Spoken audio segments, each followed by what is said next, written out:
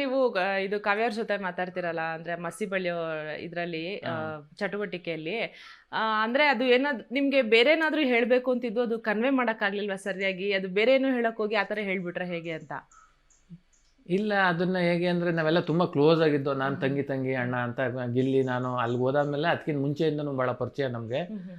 ಅದರಿಂದ ಅವ್ರಿಗೂ ಏನು ಬೇಜಾರಾಗಿಲ್ಲ, ನನಗೂ ಏನು ಬೇಜಾರಾಗಿಲ್ಲ. ಆಮೇಲೆ ಹೊರಗಡೆ ಹೇಗಾಗಿದೆ ಅಂತ ನಾನು ಇನ್ನೂ ನೋಡಿಲ್ಲ, ನೆನ್ನೆ ಬಂದೆ, ಈಗ ಇಲ್ಲಿ ಕರೆದ ತಕ್ಷಣ ಇಲ್ಲಿ ಬಂದಿದ್ದೀನಿ. ಹೊರಗಡೆ ಜಗತ್ತಿನಲ್ಲಿ ಹೇಗಿದೆ ಅಂತ ಗೊತ್ತಿಲ್ಲ. ನಾವೆಲ್ಲ ಅದ ಭಾಳ ಖುಷಿಯಾಗಿ ಎಂಜಾಯ್ ಮಾಡೋದು ಅಂತ ನಾನು ಅನ್ಕೋತೀನಿ.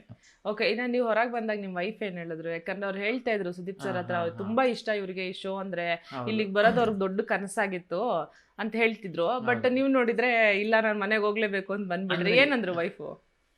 ನಾನು ಅವ್ರ ಜೊತೆನೂ ಅದ್ರ ಬಿಗ್ ಬಾಸ್ ಶೋ ಬಗ್ಗೆನೇ ಮಾತಾಡನೆಲ್ಲ. ಬಂದ ತಕ್ಷಣ ಮಾಮೂಲಿ ಹೆಂಡತಿ ಜೊತೆ ಮಾತಾಡಿದ್ಮೇಲೆ ಆಗಿದ್ದೆ, ಆಮೇಲೆ ಮಾತಾಡೋಣ ಅದೆಲ್ಲ ಅಂದ್ಬಿಟ್ಟು ರಾತ್ರಿ ಬಂದಲ್ಲ ಖುಷಿಯಾಗಿ ನನ್ನ ಹೆಂಡತಿ ಜೊತೆ ಇದ್ದೆ ಅಷ್ಟೇ.